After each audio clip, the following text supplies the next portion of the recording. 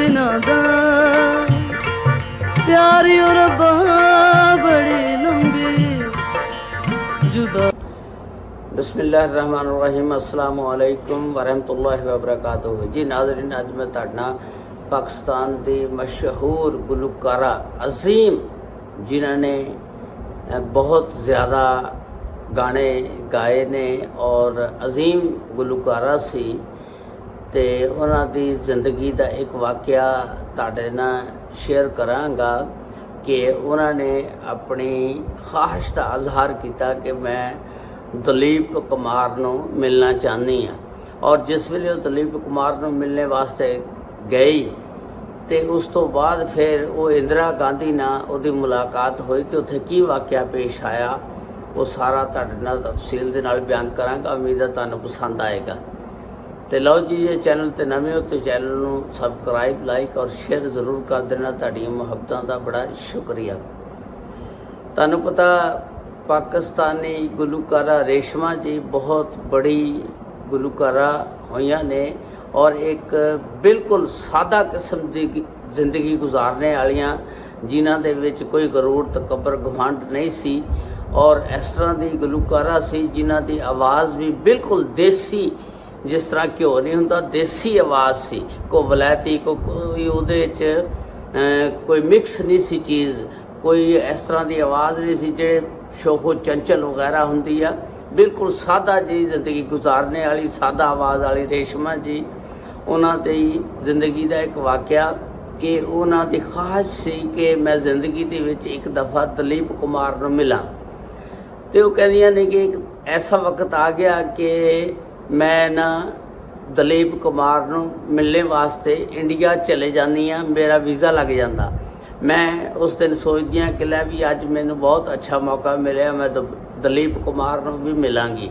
जिस वेले इंडिया पहुँच जाती दलीप कुमार नूं मिलदी है, दलीप कुमार ने उन्हां दी बहुत इज्जत की, बहुत एहतराम किया, उन्हां दी आओ भगत की, उन्हां नूं बड़े इज्जत बख्शी, उन्हां नूं अच्छे अच्छे खाने खिलाए, उन्हां दी देखभाल की ते उन्हां दे नाल गपशप की ते उन्हां दे गाने वगैरह भी सुने।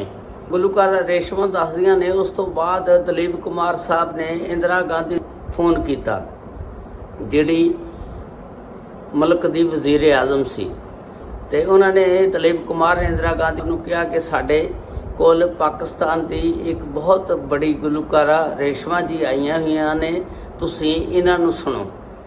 तो जिस वेले उन्होंने फ़ोन किया उन्होंने कहा कि इन्होंने इत्थे वजीर आज़म हाउस लैके आ जाओ।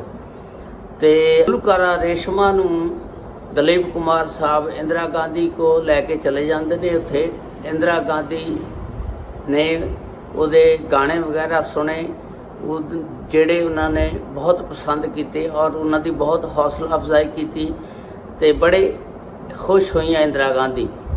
तो इंदिरा गांधी ने फिर पता की किया, उन्होंने क्या कि रेशमा जी तुसीं इस तरह करो कि पाकिस्तान नूं क्यों नहीं छोड़ दिंदियां, तुसीं इंडिया दे विच आ जाओ, इत्थे दी शहरीयत अख्तियार कर लो। लेकिन रेशमा जी कोई लालचन नहीं सी हैगी, जिस तरह साडे वो मोटू पहलवान अदनान समी साहब ने वो देखो पैसे की खातर पाकिस्तान नूं छोड़ के इंडिया चला गया, उत्थे जाके सैटल हो गया कि सिर्फ पैसे की खातर पाकिस्तान छोड़ गया, अपनी मिट्टी ना प्यार मुहब्बत सब ख़त्म कर गया।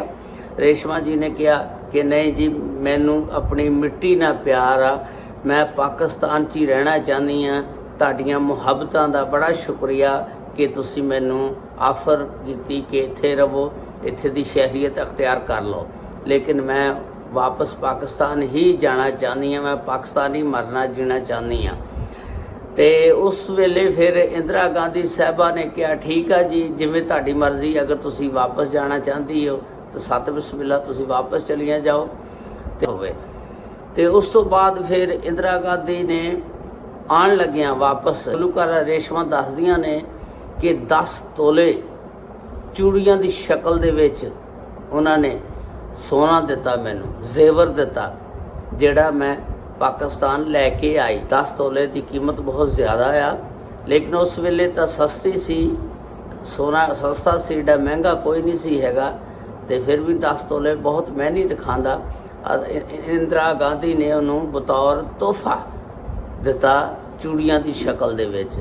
ਰੇਸ਼ਮਾ ਦੱਸਦੀਆਂ ਨੇ ਕਿ ਮੈਂ ਪਾਕਿਸਤਾਨ ਆ ਕੇ ਬੜੀ ਖੁਸ਼ ਹੋਈ ਔਰ ਮੈਨੂੰ ਉਹਨਾਂ ਨੇ ਬੜੀ ਇੱਜ਼ਤ ਬਖਸ਼ੀ, ਹੌਸਲਾ ਅਫਜ਼ਾਈ ਮੇਰੀ ਕੀਤੀ।